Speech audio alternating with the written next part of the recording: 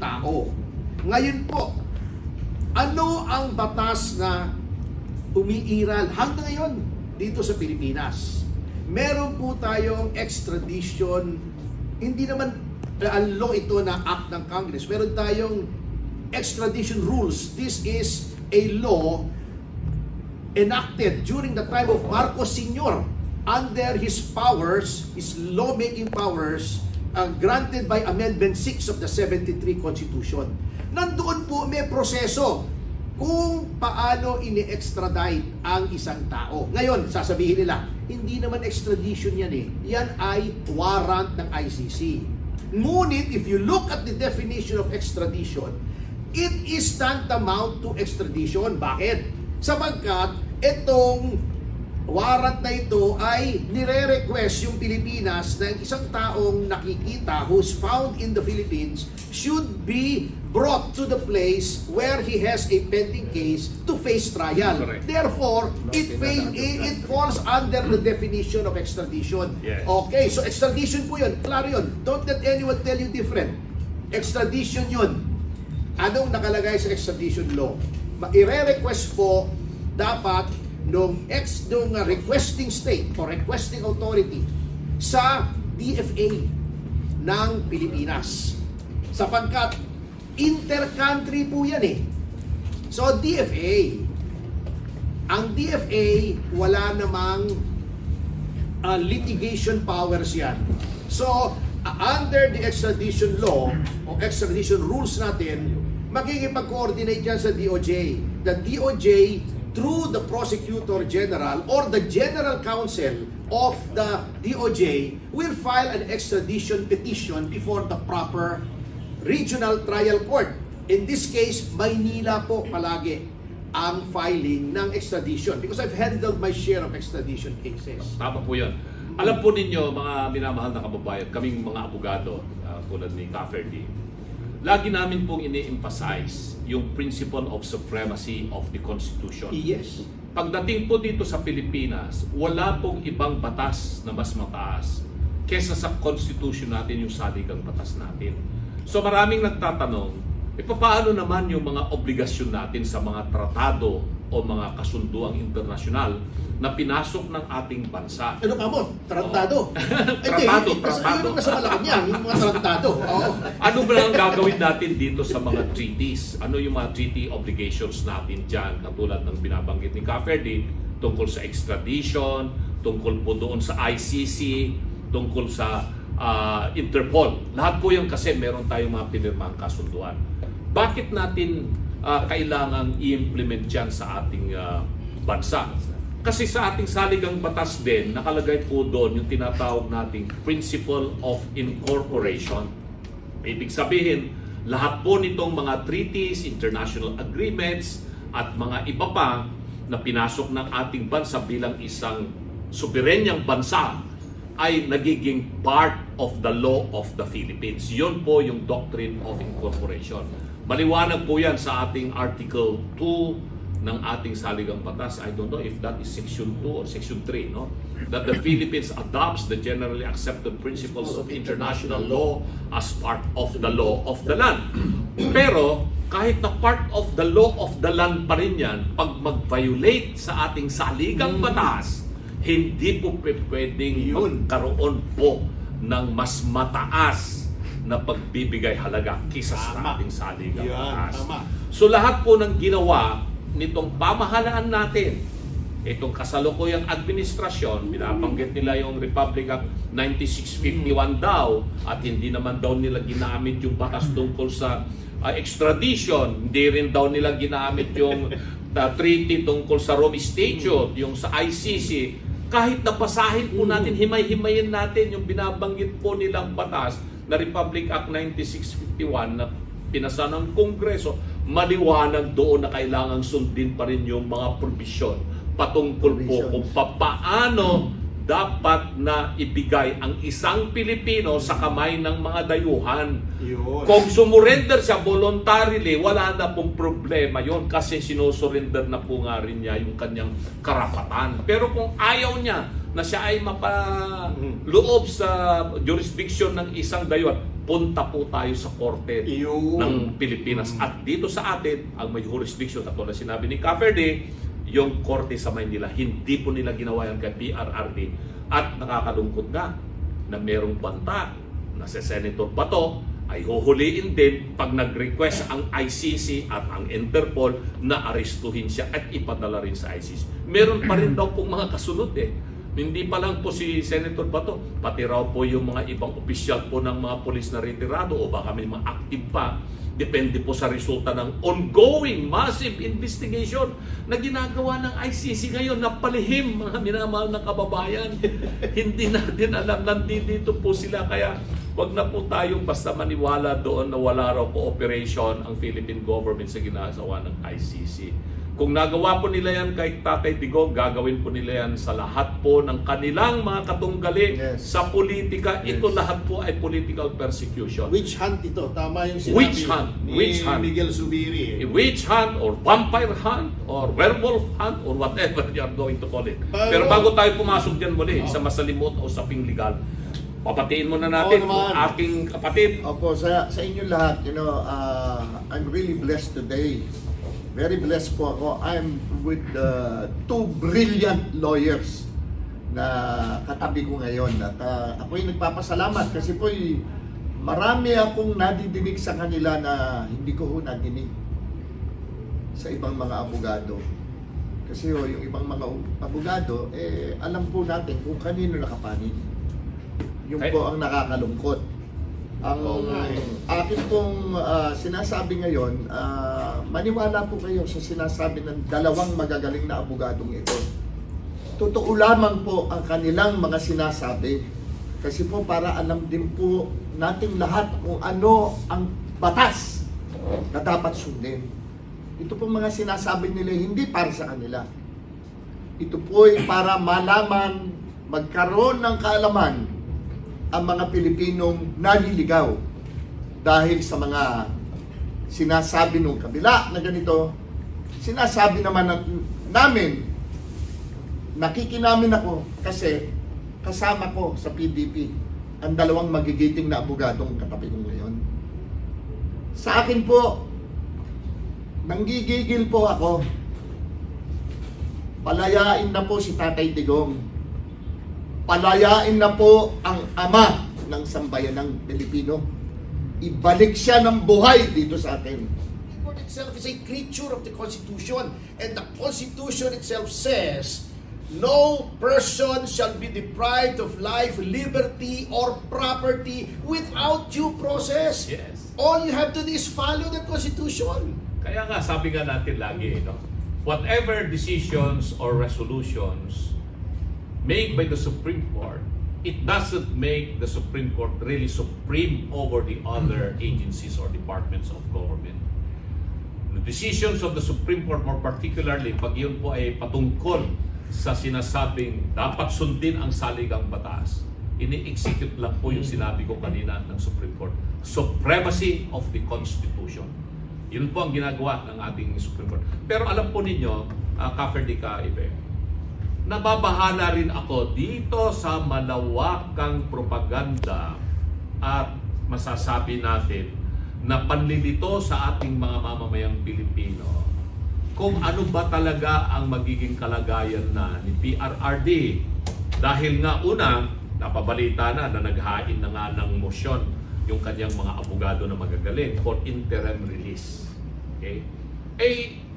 Kita mo kaagad, nag-react yung mga tao rito na kontra sa mga Duterte, mga abogado, mga dating mahistrado, na hindi dapat bigyan ng interim release si PRRD. Hindi dapat maging dahilan yung kanyang matanda na at siya ay may sakit o mahina ang katawan.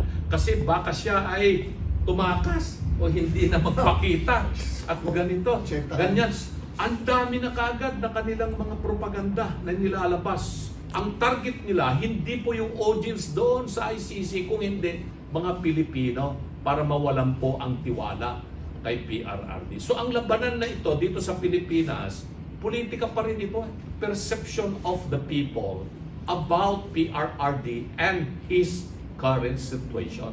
Pangalawa, yung pa rin issue, nag-file ng motion na resolve the issue of jurisdiction of the ICC na kailangan resolbahin nila. Meron bang jurisdiction ng ICC pagkatapos na umalis na ang Pilipinas sa Rome Statute?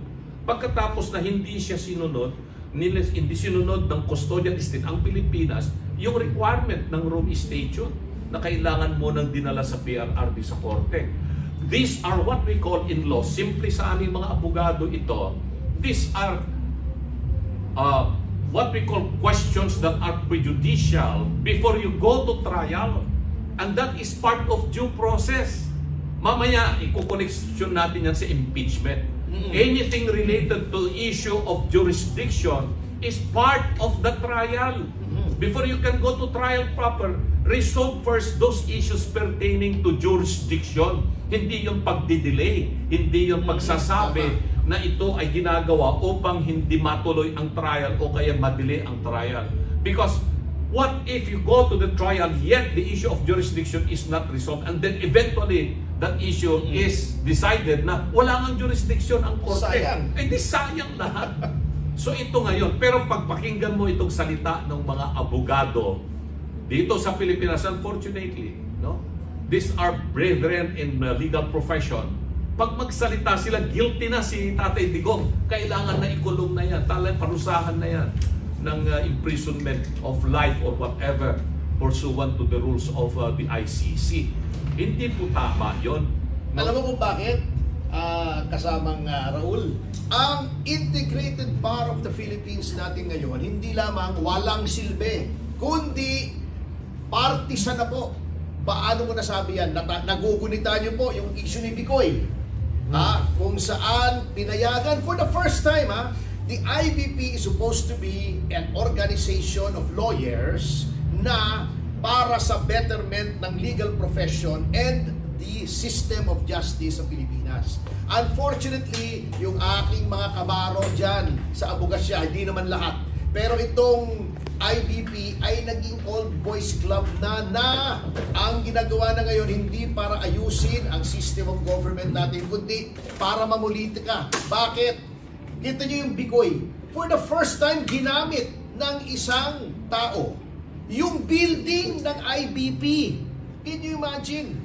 Para magkapag-press ko ng isang tao para siraan ang presidente na very political in nature. Pinapasok pa nila yung mga madre, mga non-members ng IBP sa IBP building. Sagrado po yun eh. Kaya ako, I requested the Supreme Court to conduct an investigation as to why that is so. At ito po, yan, it has been docketed as a formal administrative complaint. Sino po ang nasa liderato ng IBP noong nangyari ang partisan political activity na yan laban kay Pangulong Duterte? Yung si Atty. Cayosa, na siya rin ngayon na nagsasabi, kumukontra dito sa interim release, doon sa remand ng impeachment. So, it is very clear that the IBP has ceased to perform its function as another check on government abuses. May narinig ba kayo sa IBP, Panyero? Noong inaabuso kami sa Quadcom, ayaw kami palapitin sa aming kliyente. Can you imagine? May narinig ba kayo sa IBP nung inaabuso yung rights ni Pastor Kibuloy? Wala naman kayong narinig. Di ba? Basta, pero pagka dito sa issue ng pagkakulong sa Hague ni Pangulong Duterte dito sa impeachment, ang bilis ng liderato ng IBP na kumampi dito sa gobyerno. Meron akong narinig sa IBP patungkol sa akin. Gusto nila akong padisbar. Yan, dahil sa pagkampi ko kay PRRD. Sinagot ko na yan. Meron na akong sagot yan. Hindi ko na tatalakayin yan kasi nasagot ko na po yan. So, hindi ko nga dinidiscuss sa media kung ano yung sagot ko dyan. Dahil hindi ko ako gano'n na kailangan kong depensahan yung sarili ko sa media. Basta sinagot ko na po yan, hintayin ko na lamang po magiging desisyon po ng ating kagalang-galang na Korte Suprema. Pero ito ang maliwanag dito, Caverdia, Kaipe. Ang gustong mangyari nitong mga kumokontra sa mga Duterte, kay PRRD, kay BP Sara at sa mga iba pang mga Duterte, mawala sila sa political equation. 2028 na po ang tinitingnan. Kaya super laki ng, hindi natin alam kung budget yan, pero makikita natin sa mga ginagawa ngayon ng media interview ng kung sino-sinong tao. Meron pa silang plano yata na by itong July 22 yata, pupunta sila sa Supreme Court, pupunta sila roon sa tinatawag nilang People Power Monument to demand for the impeachment of VP Sara, etc. And at the same time, manawagan din po sila na dapat nang matuloy yung trial ni PRRD at masintensyahan na siya whatsoever. And they are even going to oppose yung sinasabi na huwag bigyan ng interim release of Dalsin sa kung anong bansa. Sila ba ay makatao talagang they really believe for human rights of individuals? Kung talaga pong may puso po sila para po sa human rights ng isang ordinaryong tao, Pilipino man or hindi, dapat sabihin nila, resolbahin nyo na kagad yung issue ng jurisdiction dyan sa ICC para malaman kung talagang meron bang jurisdiction ang ICC. Dahil pag nagdesisyon itong korte sa baba, para naman mai-appeal doon sa appeal body ng ICC kung tama yung kanilang magiging desisyon dito. At saka yung issue ng interim release. Resolbahin din bago dumating yung September 23 pa yun, yung pagbasa ng indictment. At ito ang nakakagulat mga minamahal na kababayan. Kung yung ICC rules and regulation, ngayon pa lang sila nangangalap ng mga ebidensya. Hindi ba? Ngayon pa lang sila nangangalap ng ebidensya at yung sinasabi nilang 30,000 na mga nawalang mga Pilipino sa EJK related to war on drugs. Tapos sabihin pa, baka malamang itinapon sa taal. Yun. Niling pa. Niling pa. Baka sasabihin pa nila na yung issue naman na missing sa Bungero ay pareho lang daw ng mga pulis na involved din sa EJK. Mga taga-Batangas na pulis yan di ba? Samantalang itong pagkaso kay PRRD, sa Davao nangyari. Ito sa anong link dyan? Sabi ko, ito lahat talagang hirap na hirap silang pagdugtong-dugtungin yung istorya para lang malito ang taong bayan. Ginugulo nila. Ginugulo nila yung istorya. No? At ito ang maliwanag mga minamahal na kababayan. Ang ating maestrado, ang Korte Suprema, naglabas na ng kautusan, di ba? Patungkol naman po dito sa impeachment, di ba? Ni VP Sara. Ayan, parehong mga tao, parehong mga grupo, kung sino yung mga nagnanais na talagang tuluyan ng mabilanggo si PRRD, na meron pang isa dyan, nagsasabi na sana matuluyan na raw siya dahil sa stress na kanyang ginawa. Ano bang klaseng mga statement yan na nanggagaling sa kanila? Mga mapagmahal daw po sila ng simbahan whatsoever. Pero kitang-kita natin, ako hindi kumibo ng mahigit isang linggo patungkol po sa issue na ito. Pero panahon na tayo muli ay kailangan pong harapin natin lahat itong mga ginagawa ng mga nasa kabilang grupo. Dahil sama-sama na sila yung iba-ibang mga kulay. Kulay rosas, kulay dilaw, at kulay pulang-pula. Mga komunista. Di, terorista yung mga yun. Komunista, ligam pa yun Sama-sama na sila. No? Dito, at iisa lang yung kanilang katunggali ngayon. Ang ating mahal na Tatay Digong at VP Sara. At gusto nilang mawala ulit yan. So nandito po kami ngayon sa PDP Laban National Headquarters para sa isang prayer meeting ng aming partido at ng mga membro po ng PDP Laban. At ang theme po namin dito ay Free Duterte Now. Bring him home alive in the Philippines. Yun po yung aming panawagan. Alam mo yung Bring Him Home na kanta, di ba? Sa Dennis Rap yan. Yes. Bring Tama. him home. Dapat mamaya kantahin mo. Dapat kantahin mo yan. Kantahin mo yan. Yung kinakanta yung Bring Him Home na kanta sa Ikaw Dennis lang ang Rap. pwedeng kumanta niyan. Dahil Wala alam na ko yung iba. tema ng Hindi ko kabisado yung lyrics Alam ko yung tono, pero yung basahin mo lyrics na lang. hindi ko alam. May karaoke dyan mamaya, mag-karaoke tayo. Yeah. ng Dennis Rap. Nag-umpisa na sila.